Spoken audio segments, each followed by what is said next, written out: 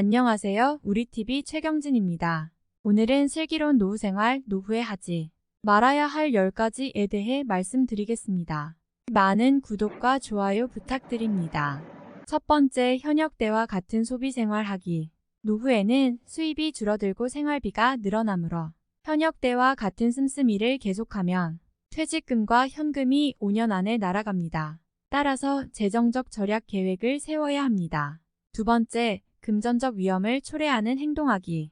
노후에는 금전적 여유가 중요한데 창업이나 투자 등 금전적 위험을 초래하는 행동을 하면 생활이 어려워질 수 있습니다. 따라서 이러한 금전적 위험을 초래하는 행동은 피하는 것이 좋습니다. 세 번째, 사기나 부정행위 하기. 노후에는 사기나 부정행위를 하면 법적 문제가 생길 수 있습니다.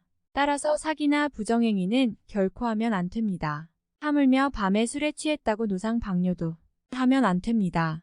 나이 먹고 무시당합니다. 네 번째, 무리한 체력 활동하기. 노후에 체력적으로 부담이 되는 일을 하면 건강을 해치거나 다치는 경우가 있습니다. 나이가 증가함에 따라 면역력이 떨어져 무리를 하면 몸 안에 잠재해 있는 대상포진 등의 질병이 생깁니다. 따라서 체력적인 활동은 무리가 가지 않게 적절히 조절해야 합니다. 다섯 번째, 건강에 해로운 습관 지키기. 건강에 해로운 습관이나 중독적인 행동은 피해야 하며 건강한 삶을 유지하는 것이 중요합니다. 젊을 때는 체력이 있었기에 웬만한 음주나 흡연은 견딜 수 있었으나 나이가 들면 뇌, 간이나 폐가 더 이상 견딜 수 없어 고장이 납니다. 새로 만든 기계도 60년 돌리면 고장이 납니다. 여섯 번째, 그냥 편안하게 살기. 사실 은퇴를 하고 나면 각 분야의 진입장벽이 높고 치밀하여 재취업은 어렵게 됩니다. 그렇다고 포기하고 TV를 벗삼아 살기에는 너무 젊습니다. 사실 요즘 퇴직자는 그 어느 정치 평론가보다 전문적이고 해박합니다. 그러나 또 다시 혼자 있는 날들이 계속됩니다. 따라서 노후에는 자신만의 목표와 계획을 세워 무기력한 나날들에서 벗어나 의미 있는 삶을 살 수 있도록 해야 합니다.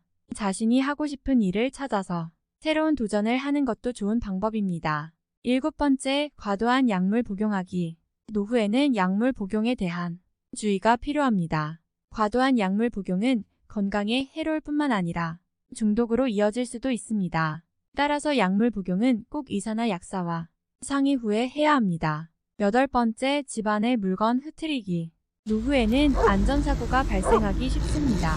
젊었을 때와 비교하여 순발력, 판단력, 운동신경 등이 떨어집니다. 사고에 대한 대응력이 부족해집니다.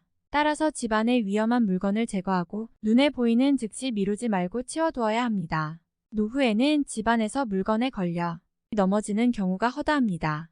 아홉 번째, 혼자 지내기. 퇴직을 하고 집단을 떠나면 집에 혼자 있는 경우가 많아집니다. 친구와의 사이에도 나이가 먹음에 따라 고집이 세어지고 다툼이 많아져 결국 멀리하게 됩니다. 실내에 머무는 시간이 많을수록 질병이나 정신질환이 많아집니다. 따라서 볼 일이 없더라도 하루에 한 번은 차려입고 밖으로 나가 햇볕을 쬐어야 합니다. 열 번째, 혼자만의 마음에 빠지기. 혼자 행동하다 보면 상대방과의 교류가 없어집니다. 혼자 생각하고 판단하고 자신만의 방식을 고수합니다. 이런 방식을 반복하다 보면 타인의 참견이나 충고가 없어져 혼자서 문제를 해결하려고 하는 경향이 생깁니다. 이러다 보면 스스로 우울이나 불안에 빠질 수 있습니다. 따라서 사회적 활동이 중요합니다. 가족, 친구, 이웃과 교류하거나 취미 활동을 하면 마음의 안정을 얻을 수 있으며 우울증 등을 예방할 수 있습니다. 우울증 환자에게 운전을 권한 정신건강과 의사님도 계십니다. 풍경이 자주 바뀌므로 우울해질 틈이 없어집니다.